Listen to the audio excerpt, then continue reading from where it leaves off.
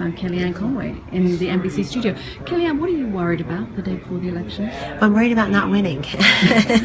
So we have 6 different routes to 270 electoral votes now. We're really excited, Caddy, that there are a couple of insurance policies out there. We're looking at the upper Midwest and we're looking at the Rocky Mountain states, most of which went blue for President Obama twice. He was able to win those states with comfortably over 50%. Hillary Clinton's never been at 50% in any of those states and stayed there. Kellyanne, you know what the reaction's been from around the world. Okay, this is a chance for you to speak to a global audience. There's a lot of concern about a Trump presidency, and having covered 4 US elections, I've never seen one where there's been so much antipathy towards a presidential candidate as there is towards Donald Trump. Does that bother you? It bothers me because it doesn't reflect why Donald Trump is running and who he would be on the global stage on behalf of the United States of America. He does say America first and he means it, but that means stop shipping our jobs and our wealth overseas.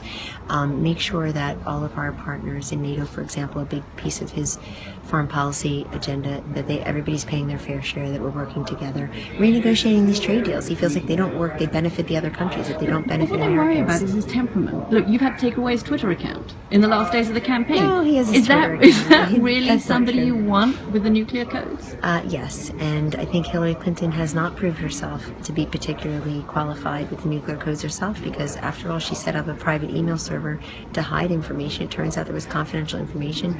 There was a report just yesterday, Caddy, that said she had her maid printing out information that could have been classified, even though the woman doesn't have a security clearance. It's not the woman's fault, it's Hillary Clinton's fault. We know the Russian reset was a joke. She owns the fake red lines in Syria. She owns the lack of progress in northern Africa after they wanted to have their own Arab Spring. She certainly owns what happened in Benghazi. And so we already know how she would perform on the world stage, and it's an unremarkable to checkered record. Mr. Trump talks a lot about Brexit in these last days of the campaign. What does he mean by that?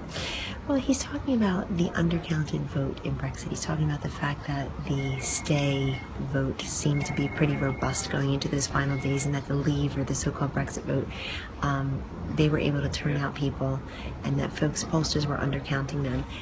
But I told him just yesterday, actually, that you should stop referring to Brexit, because it's actually the Trump effect. It's not the Brexit effect. It's the fact that you have so motivated new voters and lapsed voters, folks who did not feel part of the process and have not participated in quite a number of election cycles, that the Trump effect is all these folks who've shown enthusiasm, momentum, showed up to his rallies, are going to turn out and vote. If you've waited 4 hours in traffic or a line to go see him, there's no way you're not going to go vote tomorrow. And so it's exciting. I think you could see some record turnout in some of these polls. Pay attention to whether they're wearing the Trump shirts and their red hats. Okay, Kellyanne, thanks very much. Thank you.